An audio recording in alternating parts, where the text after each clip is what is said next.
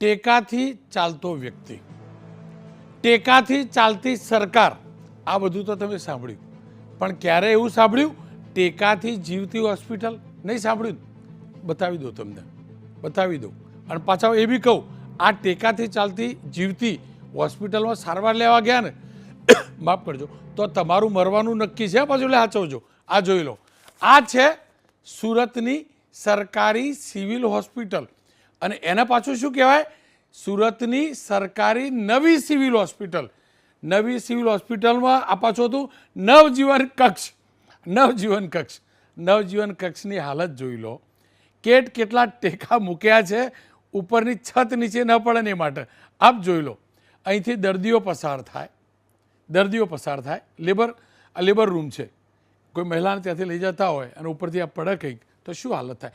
કેટલા ટેકા મૂકે. એકાદ ખૂણે હોય તો બરાબર છે. અને આ હોસ્પિટલ પાછી હાલ જીવતી છે. ક્યારે પડશે એવું નહીં જાણતો. આશા રાખું પ્રશાસન ચોક્કસથી જાણી લે અને ચેક કરી લે. ટેકાથી બધું ના હોય, ના હોય, ના હોય આ બધું, પણ આ છે. અને આ સુરતમાં છે. શ્રીમાન આરોગ્ય મંત્રી શ્રી ઋષિકેશભાઈ, બહાર નીકળો, તમારા અધિકારીઓને મોકલો સુરત. ગમે ત્યારે દુર્ઘટના થશે ને, પછી તપાસ તરકટ ના કરતા એમ્સ બેમ્સની બધી વાતો કરીએ છીએ. આ જુઓ, આ સિવિલ હોસ્પિટલ, નવી સિવિલ હોસ્પિટલ નામ છે એનું. આ જૂનું બિલ્ડિંગ છે. અને આ ઘટના પહેલી વખતની નથી. આ જ સુરત સિવિલ હોસ્પિટલમાં, એના જ જૂના બિલ્ડિંગમાં 2 જુલાઈનો વિડીયો જોજો. 2 જુલાઈએ જૂની બિલ્ડિંગના 4થા માળે વોર્ડ અને પેસેજમાં વરસાદી પાણી ટપકતું હતું. આ જોઈ લો, આ વિડીયો જોઈ લો. ખાલી આ વિડીયો જોઈ લો, આ વિડીયો જોઈ લો. વોર્ડ E4 F4માં દર્દીઓ સારવાર લઈ રહ્યા છે ને, ત્યાં કેવું પાણી ટપકતું હતું ને, જોજો.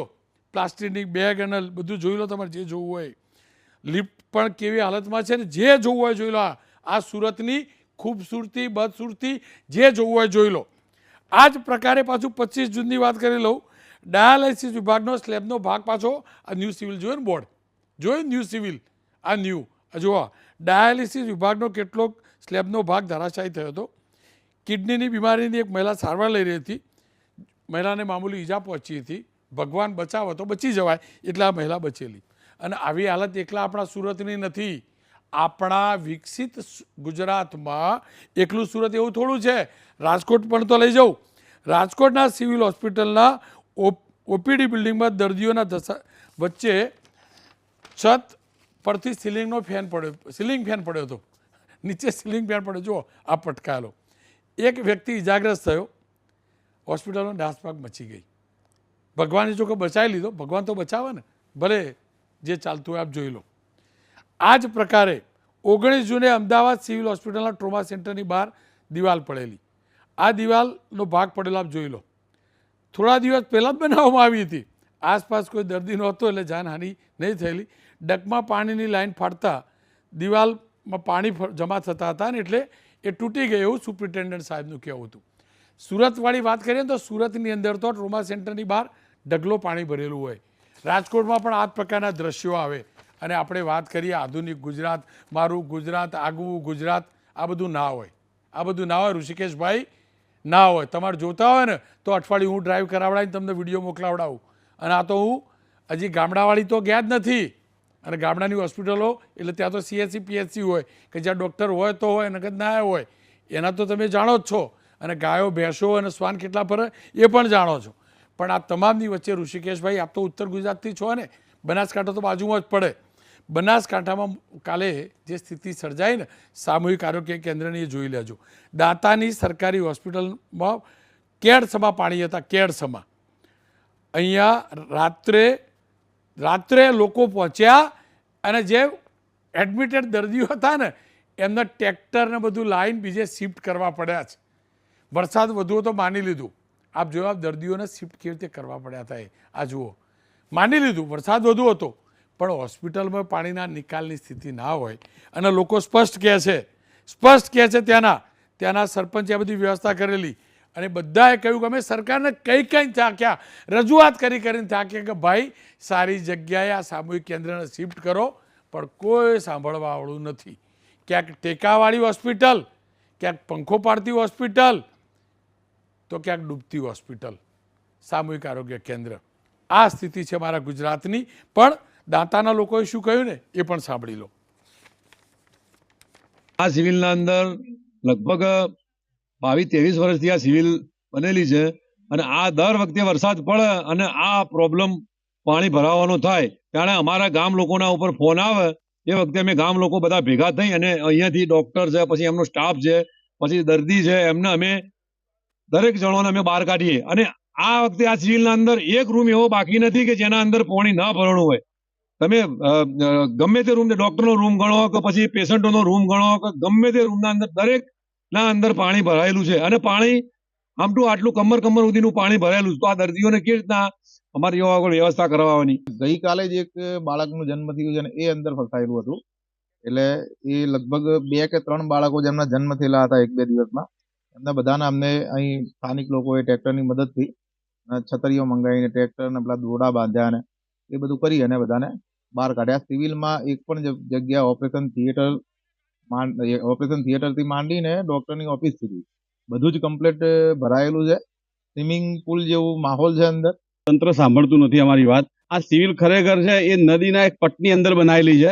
તો અમે રજૂઆત કરી હતી કે આ સિવિલ સરકારશ્રીની જે હાઈવે પર જગ્યા પડી છે તો અમે એ પણ રજૂઆત કરી. ત્યાં સિવિલની ત્યાં આપણા પંચાયતનો ઠરાવ કરી પણ અમે આપેલો છે કે આ સિવિલ બહાર લઈ જાઓ અને હાઈવે પર હોય તો આ દર્દીઓને આવી તકલીફ ના પડે. આ તો ઠીક છે કે અત્યારે સવાર હતી, પણ આવું તો પહેલી બનાવ એવો બન્યો રાત્રે 2 વાગે પણ આ રીતે અમે ગામજનો બધા આવી અને આવી રીતે દર્દીઓને બહાર કાઢ્યા હતા અને ડોક્ટરો, નર્સો એમને અમે બહાર કાઢ્યા હતા. આ સ્થિતિ આપણા ગુજરાતમાં કેમ?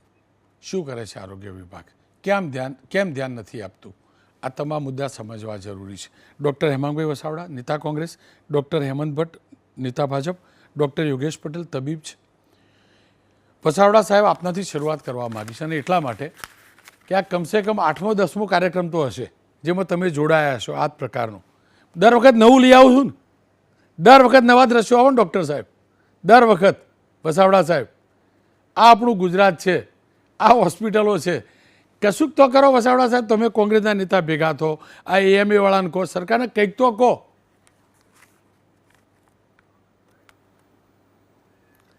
રોનકભાઈ, અમે કહીએ ન કહીએ, આપ તો સતત ઉજાગર કરો છો આખો પ્રશ્ન. સતત મને એમ છે કે ઘણા બધા આપના એપિસોડમાં હું પણ હાજર હતો. જે હોસ્પિટલની ખસ્તા હાલત ઉપર આપ જે પ્રકાશ પાડી રહ્યા છો, એક પણ કમલમમાં ક્યાંય પાણી પડ્યું, એકેય કમલમમાં ક્યાંય તિરાડ પડી,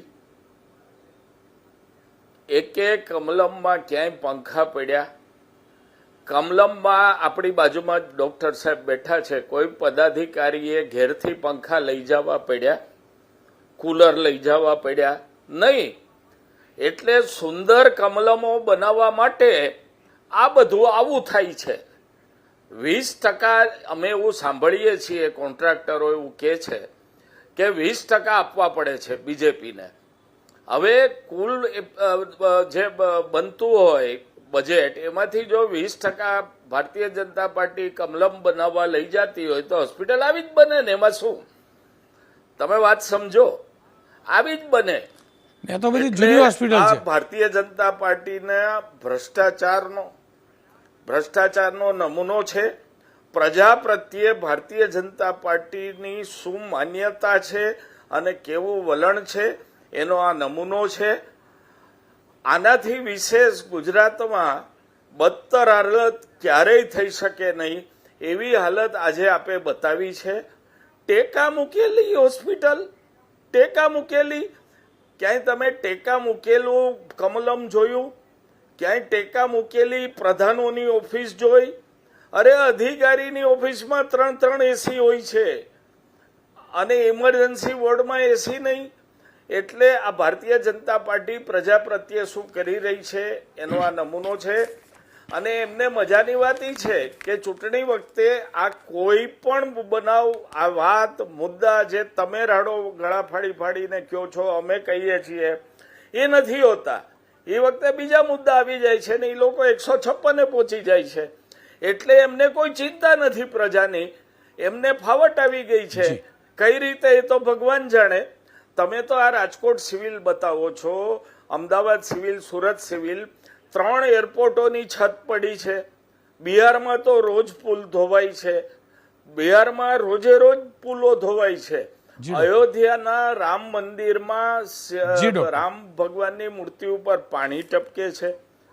તમામ પથ છે એમાં ભૂવા પડી ગયા છે. અયોધ્યામાં ત્યાં પણ સ્ટેશનની દિવાલ પડી ગઈ છે. જનતા જોઈ રહી છે. ખેર, હેમાંગભાઈ સાથે વાત કરું. જો કે આ હોસ્પિટલો જૂની છે, હું ફરીથી કહું છું, નવી નથી, ખાસું આખું પતી ગયેલું હશે. હેમાંગભાઈની જેમ હું કમલમની તો વાત નહીં કરું, પણ હું એ ચોક્કસથી કહીશ, સચિવાલય, સ્વર્ણિમ સંકુલ, એમાં પાણી નહીં ટપકતું. એ નવું બને સમયસર, એનું રિનોવેશન સમયસર થાય તો મારું ગરીબ જ્યાં એનું સારવાર લેવા તો ઠીક, પેલો તો લેબર રૂમ છે, લેબર રૂમ સાહેબ, ડિલિવરી થવાની, કોઈનું બાળકનો જન્મ થવાનો, એની બહાર પણ ટેકા. જો બાળકનો જન્મ થાય એ પેલું CHC સેન્ટર એ પાણીમાં ડૂબે. આ સ્થિતિ કેમ હેમાંગભાઈ? મને ખબર નહીં કે આપણે આવા ગરીબ છીએ. મને તો એમ કે આપણે બધા અમીર છીએ ગુજરાતવાળા. આ તો દ્રશ્યો આવે એટલે ખબર પડે. આટલી ખરાબ સ્થિતિ હેમાંગભાઈ આટલી ખરાબ સ્થિતિ, હોસ્પિટલ રિપેર ના કરાવી શકીએ? દાન લઈને નીકળી જાઉં, હું નીકળી જાઉં બોલો ભેગા કરવા ડબ્બો લઈને.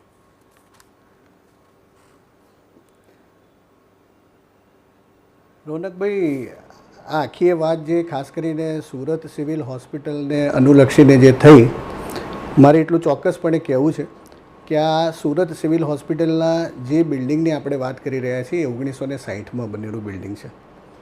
આ જ સુરત સિવિલ હોસ્પિટલના કેમ્પસમાં સ્ટેમ સેલનું આખું એક બિલ્ડિંગ 8 થી 10 માળનું, એ જ રીતે કિડની સ્પેશિયાલિટી માટેનું આખું એક બિલ્ડિંગ, મલ્ટી સ્ટોરીડ બિલ્ડિંગ 10 માળનું નવું જ બનેલું છે. જે હોસ્પિટલ, સુરત સિવિલ હોસ્પિટલની કેપેસિટી 1200 થી 1400 બેડની છે, એમાંથી લગભગ 600 જેટલા બેડ આપણે જે નવું કિડની હોસ્પિટલનું બિલ્ડિંગ થયું છે સુરત સિવિલ હોસ્પિટલના કેમ્પસમાં જ, એમાં શિફ્ટ કરેલું છે. આ જે બિલ્ડિંગની વાત થાય છે એને પ્રોજેક્ટ ઇમ્પ્લિમેન્ટિંગ યુનિટ, PIU કહેવાય, કે જે ખાસ કરીને સિવિલ હોસ્પિટલના કેમ્પસમાં જે કોઈ સ્ટ્રક્ચર્સ હોય એ સ્ટ્રક્ચર્સના મેન્ટેનન્સનું, એના રખરખાવનું, એના રિસ્ટોરેશનનું કામ કરે.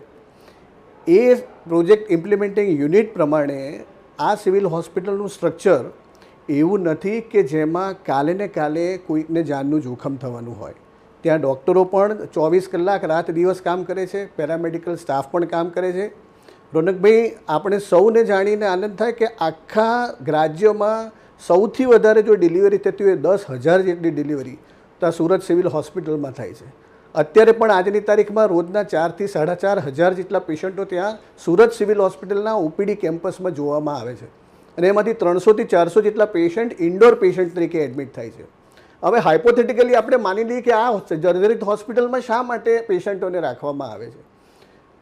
રોનકભાઈ, આ જર્જરિત હોસ્પિટલમાંથી નવા હોસ્પિટલમાં, કિડની હોસ્પિટલના બિલ્ડિંગમાં કે સ્ટેમ સેલવાળા બિલ્ડિંગમાં આ પેશન્ટોને શિફ્ટ કરવા હોય ને, તો ત્યાં જે અત્યારે તૈયાર થઈ રહી, લગભગ 12 જેટલા ઓપરેશન થિયેટરો નવા બની રહ્યા છે, એમાંથી 8 તૈયાર થઈ ગયા છે, પણ 4 જે ઓપરેશન થિયેટરો છે એમાં લેમિનર ફ્લો હોય, એની સાથે સાથે ઓપરેશન થિયેટરમાં એસેપ્ટિક કન્ડિશન રહે, જેથી કરીને પેશન્ટોને ઇન્ફેક્શન ના લાગે. એ બધી કાળજી, એના માપદંડો જે નક્કી થયેલા છે, NABH ક્રાઇટેરિયા છે, એ બધા ફૂલફિલ થાય પછી જ આપણે પેશન્ટોને શિફ્ટ કરી દઈએ. દાખલા તરીકે આ હોસ્પિટલને કાલે ને કાલે બંધ કરી દઈએ, શું પરિસ્થિતિ થાય રોનકભાઈ? એનો પણ આપણે એક કલ્પના કરવી જોઈએ. આ જેટલા ગરીબ દર્દીઓ અત્યારે સુરત સિવિલ હોસ્પિટલનો જે લાભ લે છે ને, એ બધા જ સિવિલ હોસ્પિટલના પેશન્ટોને પ્રાઇવેટ હોસ્પિટલમાં પરાણે મજબૂરીથી શિફ્ટ થવું પડશે. જે ઓપરેશનો આપણે વિનામૂલ્યે કરીએ છીએ એ ઓપરેશનો માટે એમને 50,000, 80,000, લાખ રૂપિયા બહાર હેમંતભાઈ, આપણે હેમંતભાઈ, ગરીબોને, હેમંતભાઈ, સેવાને લક્ષ્યમાં રાખીને અત્યારે એ બિલ્ડિંગમાં આ સેવાઓ ચાલુ રાખી રહ્યા છે. રોનકભાઈ, જો આક્ષેપો કરવા સહેલા છે. With all due humility, અડધી સેકન્ડ સાહેબ, અડધી સેકન્ડ. આપ જે હોસ્પિટલની વાત કરો છો ને, મારો મીડિયામાં જન્મ જ સુરતથી થયેલો છે. એ હોસ્પિટલમાં મેં વર્ષો સુધી રિપોર્ટિંગ કર્યું. ગમે ત્યારે પડશે, હું ફરીથી કહું છું, ગમે ત્યારે પડશે, હું બીજા દ્રશ્યો બતાવું છું ને, આપ નહીં જોઈ શક્યા હોય. આપ જે વાત કરો છો ને નહીં જોઈ શક્યા હોય અને દયાદાન નહીં કરતા આપણે 60 વર્ષ જૂની હોસ્પિટલ છે તો વ્યવસ્થા કરવી જોઈએ આગળની સાહેબ. કામ કરતા ડોક્ટરો મારા મિત્રો છે સાહેબ મારા પણ મિત્રો છે અને બીજું વાત એટલા સુરત પૂરતી નથી સાહેબ. દુર્ઘટના મેં રાજકોટની પણ બતાવી, મેં રાજકોટની પણ બતાવી અને આ બનાસકાંઠાની પણ બતાવી. હું ખાલી એટલું જ કહેવા માંગુ છું આ પીએસયુ જે બી હોય ને સાહેબ આવું ના હોય સાહેબ. ચોક્કસપણે માનું છું રોનકભાઈ, તમે પણ મારી સાથે અને આશા રાખું હું ખોટો પડું. હું ફરીથી કહું મોટાભાઈ, માપદંડો સાથે મોટાભાઈ, નવી વ્યવસ્થા આપણે ઓલ્ટરનેટ ઊભી ના કરીએ મોટાભાઈ, ત્યાં સુધી હેમંતભાઈ, આપણે આ હોસ્પિટલને બંધ કરી દેવી. હેમંતભાઈ, આપણે હું પેશન્ટોની હોસ્પિટલની ભગવાનને સેવાઓને પ્રાર્થના કરું કે હું તાત્કાલિક ખોટો અસરથી પડું. બંધ કરીને આ પેશન્ટોને પ્રાઇવેટમાં મજબૂર જવા માટે મજબૂર હેમંતભાઈ, કરવા. હું પ્રાર્થના કરું કે હું ખોટો પડું ને જીવનમાં આવું કશું થાય જ નહીં. હોસ્પિટલમાં એક પોપડો પણ ના પડે. ભગવાનને પ્રાર્થના કરું રોનકભાઈ, ભગવાન ના કરીને એવું ના થાય. ના જ થાય ભગવાન પણ થાય એવી ભારતીય સ્થિતિ જનતા છે. પાર્ટીની સરકારને કોઈ પણ પેશન્ટને નાનામાં નાનું કોઈ પણ પ્રકારનું નુકસાન થાય એ ક્યારેય ના પરવડે. દરિદ્ર નારાયણની સેવા તો એ મૂળ મંત્ર છે, ભારતીય જનતા પાર્ટીની વિચારધારા છે. પરંતુ આ જો દર્દીઓને આપણે કોઈ પણ પ્રકારના માપદંડ વગર સીધે સીધા કે જ્યાં હજી પૂરતી વ્યવસ્થા આપણે ઓલ્ટરનેટ પણ કેટલા વર્ષથી તો બિલ્ડિંગો બનેલા છે સાહેબ. હું ત્યાં હતો ને 13-14 માં ત્યારે બિલ્ડિંગો સીધે હતા. સીધા શિફ્ટ કરીશું. અચ્છા ચલો એ ભૂલી જઈએ આપણે. આ બનાસકાંઠા વાળું શું રોનકભાઈ, હું એવું કરવાનું, માનું- ચલો રાજકોટ વાળું શું કરવાનું રોનકભાઈ, મોટાભાઈ? હું માનું કે ફિયર મોંગરિંગ દ્વારા આપણે પેશન્ટોની માત્ર કુસેવા કરીએ છીએ. હું એવું ચોક્કસપણે માનું છું કે જો સ્ટ્રક્ચરલ એન્જિનિયર્સ કે પીઆઈયુ જો એ પ્રમાણે કહેતું હોય કે આ હોસ્પિટલમાં જ્યાં સુધી ઓલ્ટરનેટ એરેન્જમેન્ટ ન થાય ત્યાં સુધી આપણે ઇમરજન્સીની બધી જ સેવાઓ સાથે દરિદ્ર નારાયણની સેવા કરી શકીએ એમ છે, તો એ સેવાઓ ચાલુ રાખવી જોઈએ. જે પછી જેવી અને સરકારનો પૂરેપૂરો પ્રયત્ન છે કે જે સ્ટેમ સેલ વાળું બિલ્ડિંગ છે, કિડની હોસ્પિટલ વાળું બિલ્ડિંગ છે, એમાં જેવી વ્યવસ્થાઓ અને એના માપદંડો પ્રમાણે એની પરમિશન મળશે એટલે આપણે સીધા શિફ્ટ થઈ જઈશું. ખેર પરંતુ આપણે એવું કહીએ કે આ સિવિલ હોસ્પિટલમાં અત્યારે 100% પેશન્ટોને જાનનું જોખમ છે. મને એવું ચોક્કસપણે લાગે છે કે આપણે ક્યાંક ને ક્યાંક પેશન્ટો માટે જાણે અજાણે અહિત કરી રહ્યા હોઈએ એવું મારું ચોક્કસપણે કહેવું છે. સારું સાહેબ, અંગૂઠા પકડું, આ કરું, મહેરબાની કરીને આવું ના થાય સાહેબ. હું કોઈનું અહિત નહીં કરી રહ્યો.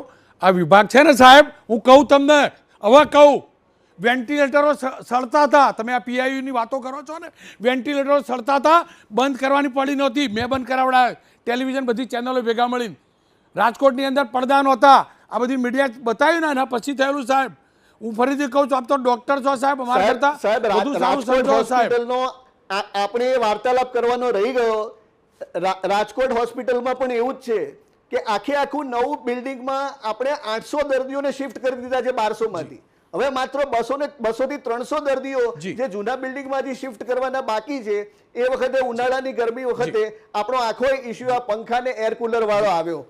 પરંતુ આપણે એ ચોક્કસપણે માનવું જોઈએ કે એ પણ બિલ્ડિંગમાંથી એ પેશન્ટોને શિફ્ટ કરવાની કાર્યવાહી ચાલી રહી છે. રાજકોટમાં જે બિલ્ડિંગ છે, હેમાંગભાઈને પૂછજો, જે નવું બિલ્ડિંગ થયું છે એ કેટલી સુવિધાઓ સાથેનું થયું છે. પરંતુ માત્ર જે 2 વોર્ડ છે અને એ ફૂલ્લી એરી છે, ફૂલ્લી વેન્ટિલેટેડ છે. પરંતુ આપણે ઉનાળામાં પેશન્ટોને પૂરતા પંખા આપ્યા છતાં પણ સ્પેસમાં એમને જો ગરમી લાગતી હોય તો એમને ઘેરથી પંખા કે એર કુલર લાવવાની એમને પોતાની ઈચ્છા હોય તો આપણે એમાં મના એટલા માટે નહોતી કરી કે આપણે આખરે તો દર્દીઓની સેવા જ કરવી છે. ખેર ડોક્ટર વિપુલભાઈ મારી સાથે એટલે એ પ્રમાણેની વ્યવસ્થા કરી હતી. બાકી રાજકોટમાં પણ બધું રૂડું રૂપાળું ઓલ્ટરનેટ બિલ્ડિંગની વ્યવસ્થા થઈ છે. બધું રૂડું રૂપાળું. ખોટા દ્રશ્યો આવી ગયા, બધું રૂડું રૂપાળું. ડૉક્ટર સાહેબ, યોગેશભાઈ જુઓ, મને તો મેડિકલની ખબર નહીં પડતી, બરાબર, ખબર નહીં પડતી. અને ભગવાનની દયાથી હમણાં બીમારે નહીં પડ્યો એટલે સરકારી હોસ્પિટલમાં જવું નહીં પડ્યું. બસાવડા સાહેબ તો કોંગ્રેસવાળા એટલે મન ફાવે એમ જે બી કહે. આપ તો ન્યુટ્રલ ડૉક્ટર છો અને મારા કરતાં સારી રીતે મેડિસિન જ સમજી શકો છો.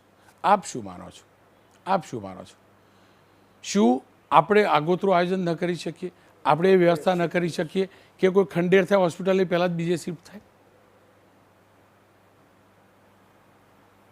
આપણે સૌ પહેલાં સ્વીકારવું પડે કે ગુજરાત સ્ટેટમાં હેલ્થ કેર ડિલિવર કરવામાં ફેલ્યોર થયું છે.